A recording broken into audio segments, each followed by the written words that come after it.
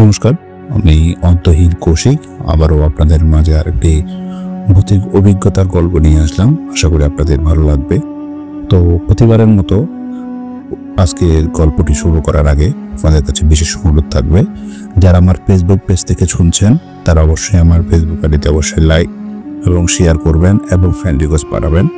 আর যারা YouTube channel থেকে শুনছেন তারা অবশ্যই আমার ইউটিউব চ্যানেলটি সাবস্ক্রাইব করবেন এবং পাশে থাকা বেল বাটনটি ক্লিক করে দেবেন, যাতে আপনারা নতুন নতুন গল্প যাতে প্রচার করার সাথে সাথে যাতে আপনারা মোটিভেশন পেয়ে যান। এবং অবশ্যই লাইক এবং শেয়ার করবেন এবং কমেন্ট করবেন। আপনাদের মূল্যবান মতামত দেওয়ার অনুরোধ রইল। তাদের মতামতের ভিত্তিতে আমি আসলে নতুন নতুন গল্প পরিবেশন করার চেষ্টা করব। এই হচ্ছে আপনাদের, অবশ্যই আপনারা আপনাদের মতামত দেবেন আমি আমার চ্যানেলটি কীভাবে এগিয়ে নিয়ে যেতে পারি এবং কীভাবে আপনারা গল্প শুনতে চাচ্ছেন বা কীভাবে কোন ধরনের গল্প শুনতে চাচ্ছেন এটা অবশ্যই জানাবেন, তাহলে আমার গল্প বলতে সুবিধা হবে। তো পরিশেষে এটাই বলতে চাই, বাংলা সাহিত্যের রোমাঞ্চকর কিছু গল্প দিয়ে সাজানো আমাদের এই বিশেষ নিবেদন গল্পের আসর। গল্পের আসরে আমরা বিভিন্ন ধরনের সাসপেন্স গল্প প্রচার করে থাকি। ভূত, ভৌতিক অভিজ্ঞতা, গোয়েন্দা গল্প, অলৌকিক ইত্যাদি আমরা প্রচার করে থাকি।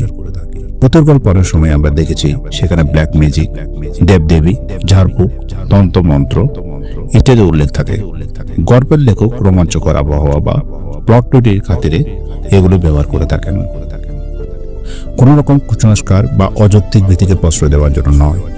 আমরা আশা করব গল্পের আসরের শ্রোতারাও সংস্কার মুক্ত হয়ে খোলা মনে গল্প শোনার আনন্দেই এই গল্পগুলো গ্রহণ করবেন। মদ্যপান, ধূমপান, মাদক সেবন স্বাস্থ্যের পক্ষে ক্ষতিকর।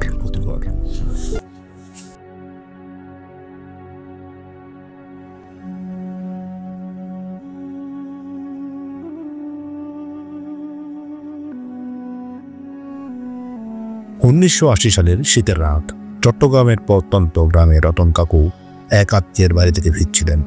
রাত প্রায় 11টা। দুপাশে ঘন বাঁশঝাড় আর দূর থেকে শেয়ালের ডাক শোনা যাচ্ছিল। পথ চলতে হঠাৎ বাঁশঝাড়ের মধ্যে উদ্ভূত আলোর ঝলক দেখলেন। দেখতে পেলেন একটি মলিন সাদা শাড়ি পরা মেয়ে।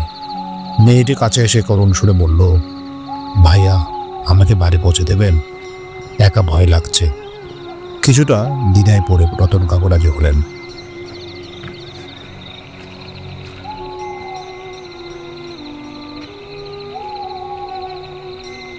হাঁটতে হাঁটতে তিনি টের পেলেন মেয়েটি ক্রমশ ভারী হয়ে উঠছে।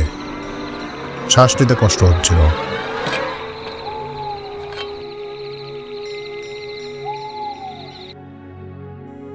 হঠাৎ অনুভব করলেন মেয়েটি তার গলা ঝুঁকিয়ে চলেছে।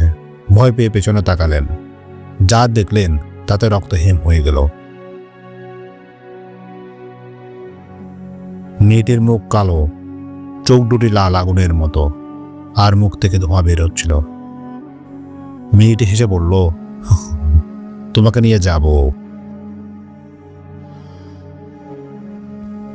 রতন কাকু চিৎকার করে মেয়েটিকে ধাক্কা দিয়ে ফেলে দোলাতে শুরু করলেন।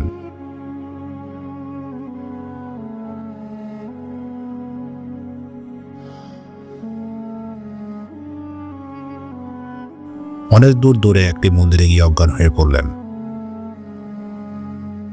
সকালে জ্ঞান ফিরে সব বললেন। সে রাস্তা আজও ভূতের রাস্তা নামে পরিচিত। কেউ কেউ এখনো সেখানে সেই মেয়েটিকে দেখেছে বলে দাবি করেন।